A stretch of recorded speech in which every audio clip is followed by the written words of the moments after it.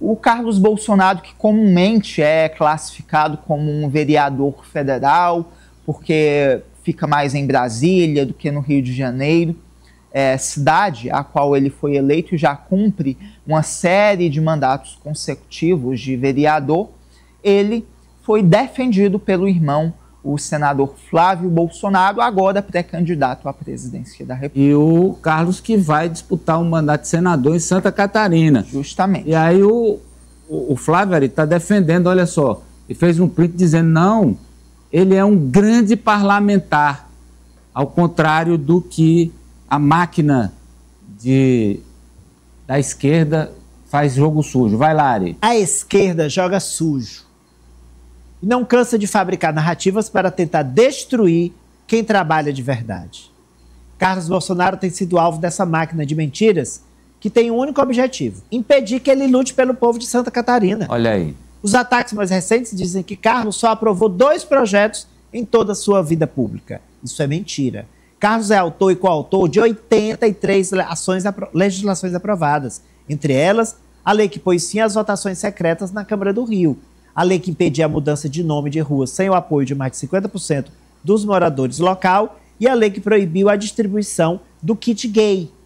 Carlos ainda integrou diferentes comissões, entre elas a de defesa dos direitos humanos, da qual foi presidente em 2009. Também foi líder do PP em diversas ocasiões. Agora, inventaram mais uma mentira contra Carlos, tentando colar rótulos falsos. Eu sei que a maioria de vocês conhece e acredita no trabalho de Carlos, mas não podemos permitir que a máquina de mentiras esquerdista faça esse tipo de coisa impunemente. Orgulho de você, irmão. França. Uma família, Amadeu, realmente muito unida, pelo menos os irmãos.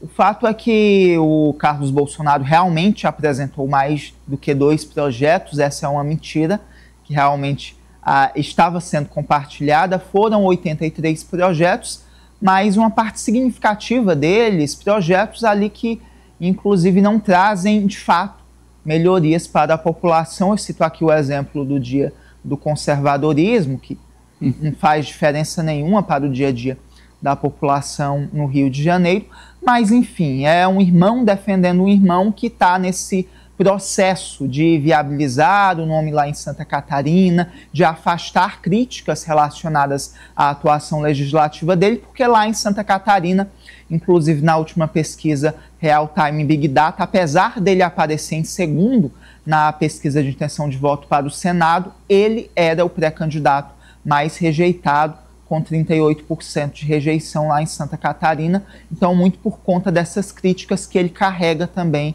sobre sua atuação no Rio de Janeiro. Eu vejo aí, não é, Denis, o Flávio também articulando, olha, já como realmente o líder do grupo com o pai desativado, né? Até nessas discussões, né, Amadeu, como a gente vê aí com relação ao nome do Carlos Bolsonaro ali em Santa Catarina, a gente já percebe que ele começa a fazer esse tipo de movimento. E mais uma vez eu digo, né, desde o momento em que houve aquele ciclo de oração que iria acontecer em frente à residência, né, que foi convocado pelo próprio Flávio Bolsonaro, ele já se mostrava ali como um papel de apaziguador. Isso. De algumas situações ali envolvendo o nome da família Bolsonaro. E aí demonstra que ele deve assumir esse papel de protagonismo nesses próximos meses. Então, aliás.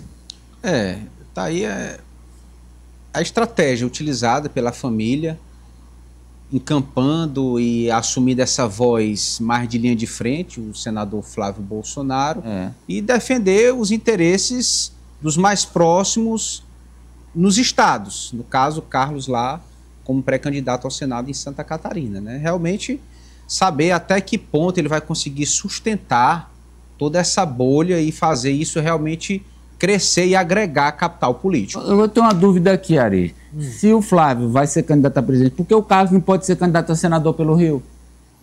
Pelo Rio de Janeiro? Sim. Porque ele não é do Rio, ele não é vereador há vários mandatos. E o Flávio, que é senador pelo Rio, não vai disputar a reeleição. Então, não podia ser ocupada pelo irmão? Não, Amadeu, não faz sentido, porque no Rio o Carlos ele é conhecido. Vamos lá. A padaria ideal é a número 1 de Teresina.